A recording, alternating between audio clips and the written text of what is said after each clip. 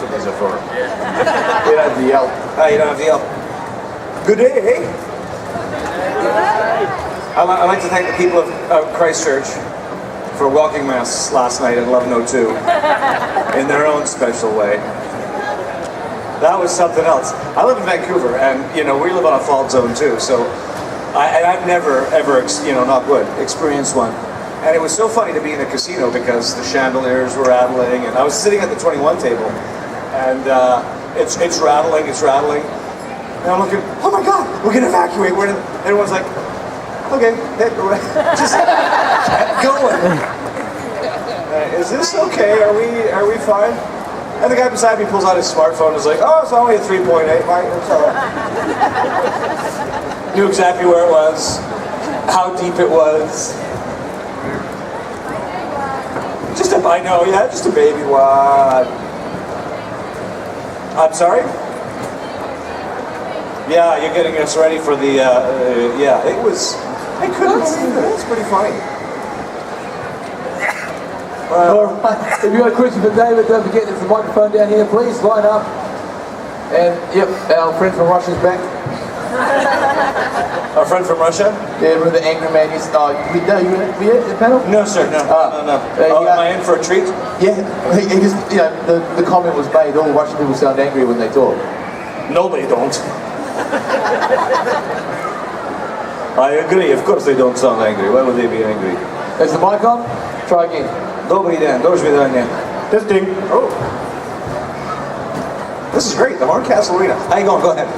Hello. Great fan of Atlantis. I just wanted to ask you, while filming Atlantis, did you ever wish you were in SG-1 instead? I've heard about the flatulence on set now in SG-1. We were far more fragrant.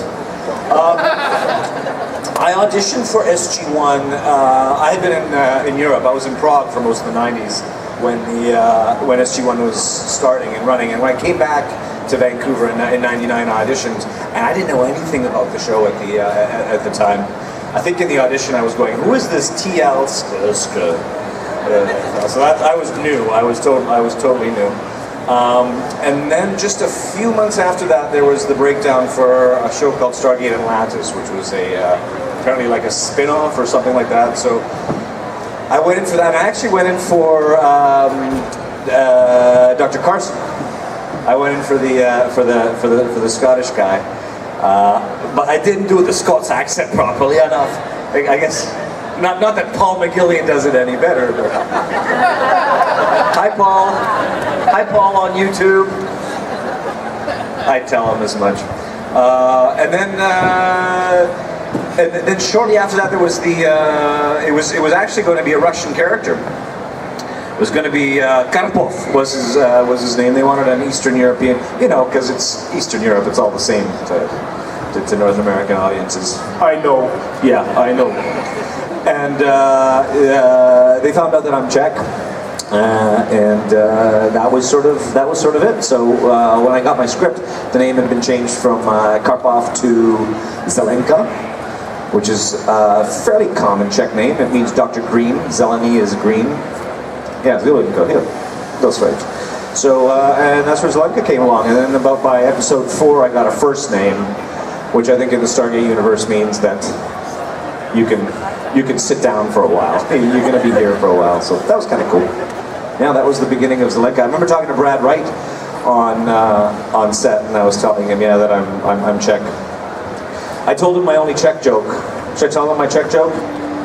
It's not that funny. It's a great joke. No, it's not. I love it. Oh, do you? The way you tell it. Look at you. Look at your beautiful beard. Let's not start with that again. Czech guy comes to his optometrist.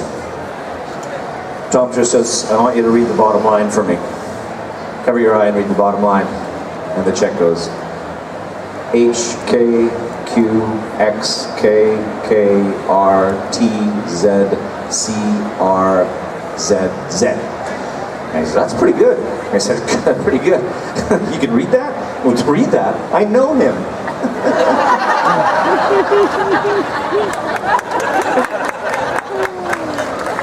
Yeah, can I buy a vowel? Can I buy a vowel?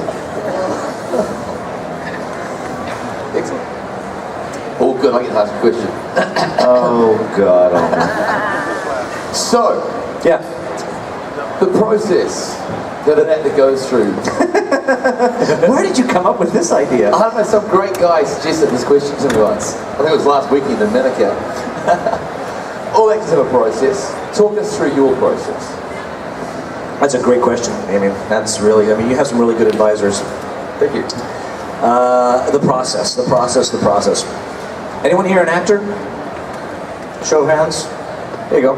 There you go. Come on, don't be shy. Yeah. If you fill it out on a passport application, then you are. That's when I got to it. It's a fantastic thing. In this day and age, a lot. I mean, back when I was starting out, it used to be fax machines, and you'd get faxes in your letters in your fax machine, your sides.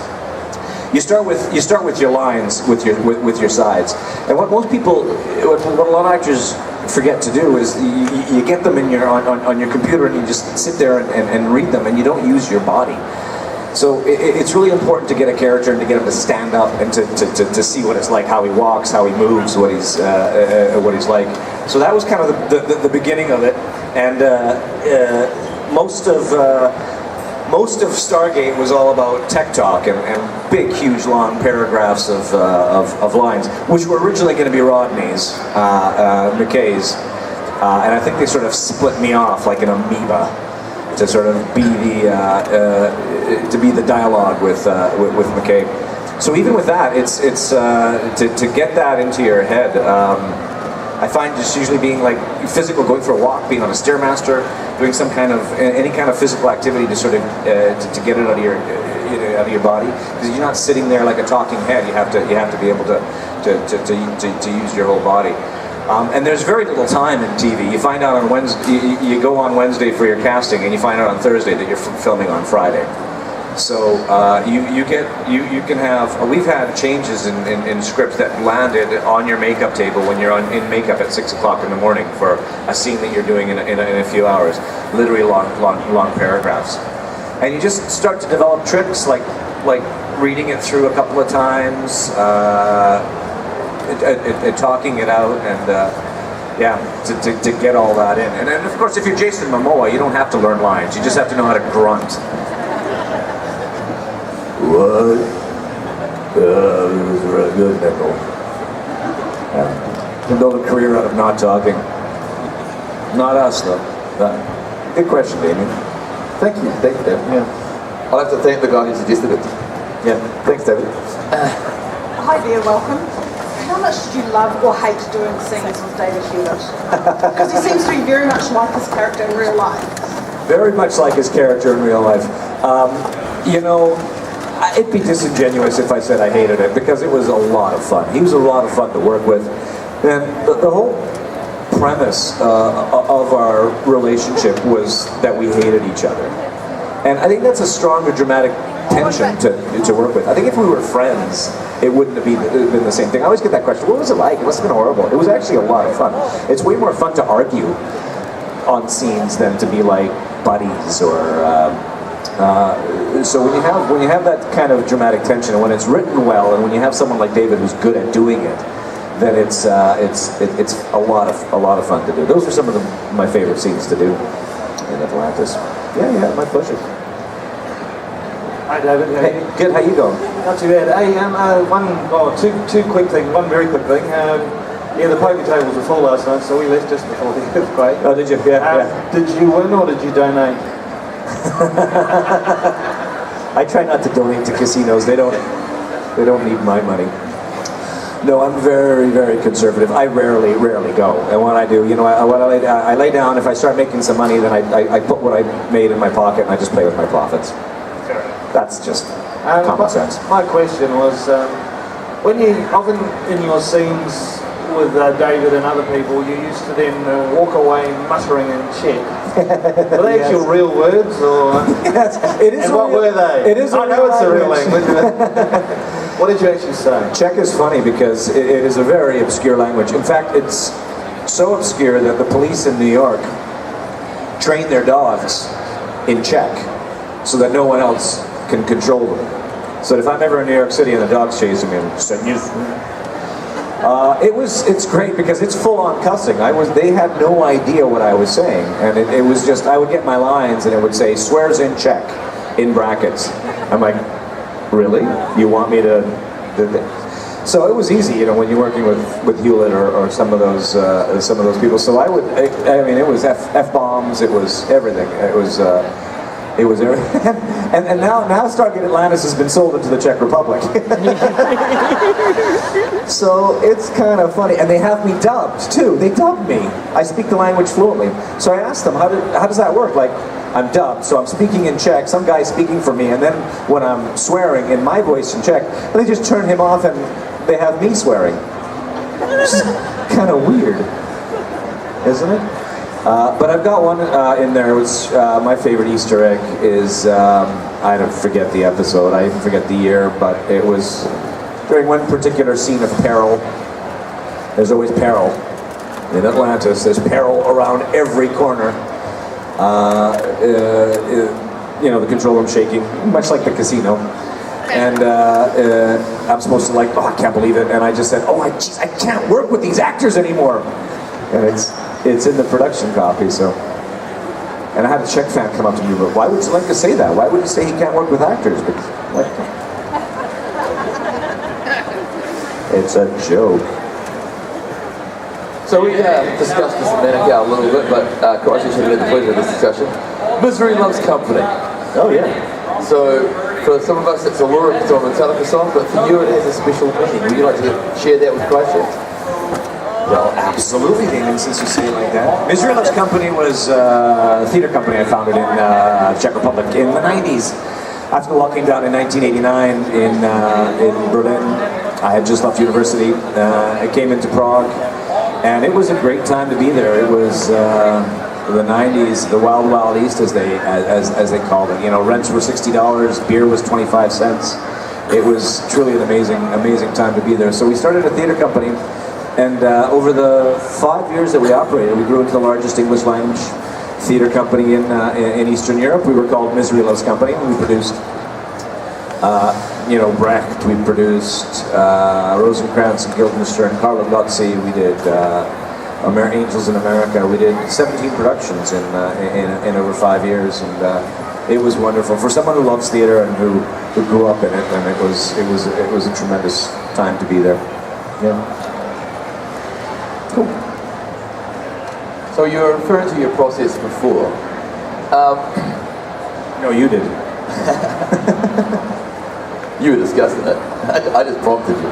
So there's the process you have for a TV character.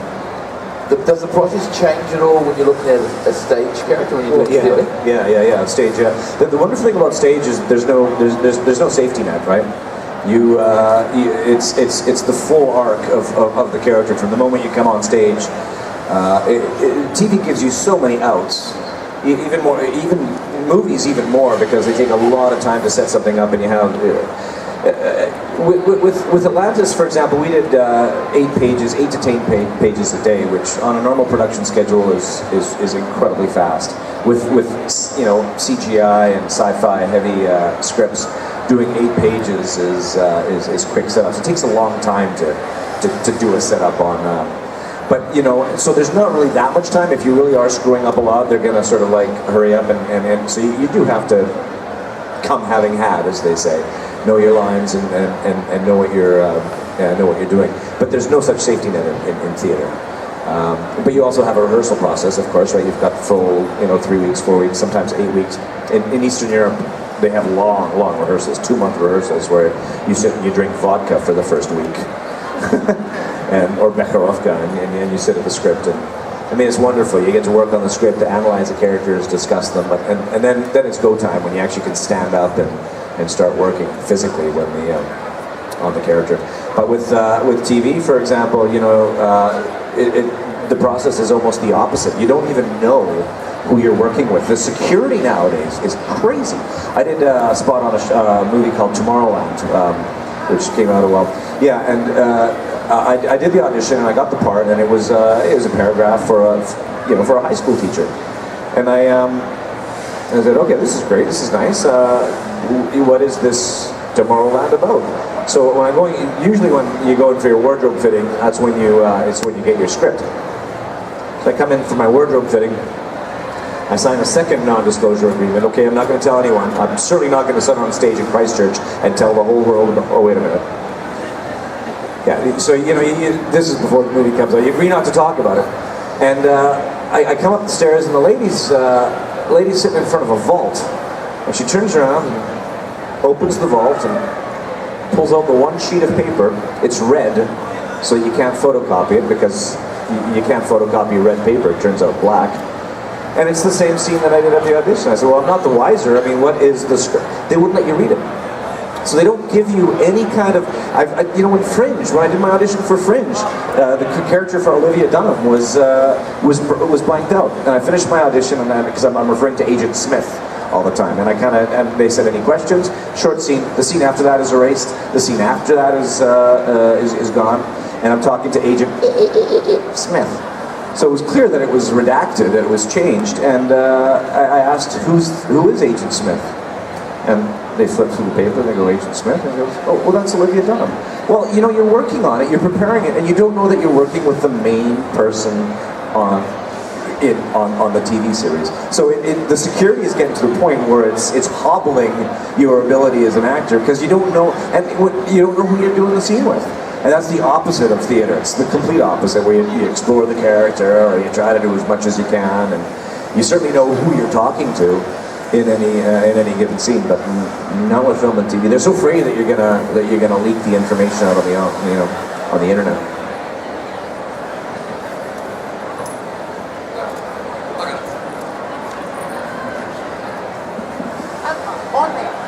On that subject.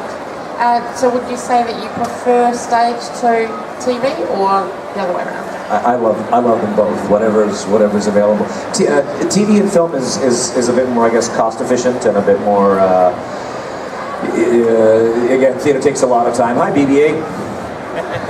That's pretty cool. It takes a lot of time and it is time consuming, and it certainly doesn't pay the bills as well. But film and TV is another technical challenge, because you film out of order, and you know, you can build your character in different ways. So I prefer them both, honestly. They're apples and oranges. Any stage work in the near future, or anything you're working on? Nothing for stage. I had a couple of good auditions on my way before coming out here, so we'll see what happens in terms of that.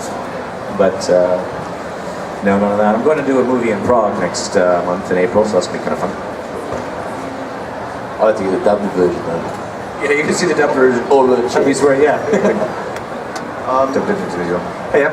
My wife here was a translator for Atlantis, actually, into Lithuanian, which is an Eastern European language. And by the way, Russia is not Eastern Europe.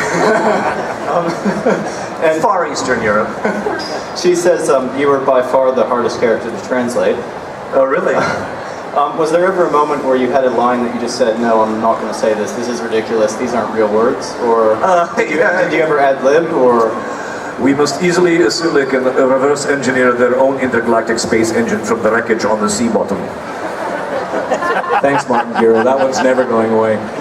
But yeah, I had these. A lot of that stuff is like, what? Wormhole drive? What? That was a good one. Talk about Deus Ex Machina. You know, the last 15 minutes of the series. It's the last episode, last season, last everything. 15 minutes before we're canceled, Zelenka comes up and goes, you know what? I figured out a way to get back to Earth. I just didn't tell you about it for 5 years. I've been kind of working on it in my shop downstairs, but I'm curious to know what made Zelenka so difficult to translate. Do you speak Czech? That might be it. Well, we didn't translate Czech, and we didn't even put the brackets modeling in Czech or anything. We just left it blank because I was translating subtitles. But all that technical stuff back in my language, translating to my language, it becomes very, very long, and you don't have so many characters. Yes, and we speak very quickly, and you try to fit that in there. By the way, translating is 38 pages for one episode. So it was really, really hard, but very entertaining. Yeah, well, we had a lot of, especially with Hewlett and me, we had a lot of blah blah blah blah blah blah blah. Well, you made your money. You made your money off of us, didn't you? I have no idea. You know how many episodes there are? Did you get paid by word? No, by minutes. Well, you're welcome then. They travelled all the way from Lithuania just to see you. Yeah, Crazy. This will be our last question. Make it good, comrade. So what is your favorite Atlantis episode? And why? And why? You know, have you asked an actor that question before? Have you got the same answer? It's all a blur to us. You guys are on the other side of the TV screen where it's produced, it's mixed, it makes sense. We have, I show up in the morning and it's this scene from this episode, and it's this scene and this scene from this episode. So my day can sometimes entail 3 episodes, which by the way is fantastic because you get paid for 3 days in one. So the process of going through it's kind of like a salad, and you're talking about carrots, tomatoes, and it's just a big mix. So I mean, I remember scenes. I can remember scenes and individual moments, like the one in Adrift where we jump across the chasm with what was his name? Shepard. Yeah, that guy. Flanagan. When we jump across the thing and I get hit by the asteroid, that was really cool because of the effects that we did. And I mean, we were on this. We were like marionettes, right? We were suspended off of our feet, dangling in midair, and the camera was what's called overcranked. So the camera goes fast, so when it plays at regular speed, everything kind of looks like this. So and that kind of stuff, doing those kind of tricks, you know, is really cool. And you know, the chasm, the big hole in the space, was green paint on the floor. You know, you can just sort of walk across it. So doing effects and doing stuff like that is really cool. But what I remember as my favorite episode, I remember my favorite scenes. My favorite scenes with David. I love those scenes with Paul. You know, that's a vague enough answer, I hope, for you. Yeah. So just quickly before we end today, I think you were an extra in a movie with Sam Neill, talking about Snow White, a horror film. Oh my God. Sam Neill, yeah, I remember that. Did you ever Well, I wasn't supposed to be an extra. I was actually supposed to be like Sigourney Weaver's henchman. Yeah, it was Snow White, A Tale of Terror. Yeah, it was also filmed in Prague. That was back in the Misery Loves Company days, yeah, they come into town. Yeah, Sam was talking to us about his vineyards and that kind of stuff. Pretty cool guy. See, Kiwi connections everywhere. Kiwi connections everywhere. So Christchurch, unfortunately, it's time to say farewell to David. Thank you, guys. He's going over for a photo. Thank you very much. Thank you, guys. David Nykl, Christchurch. Sorry, mate, you've got time. He's got to run.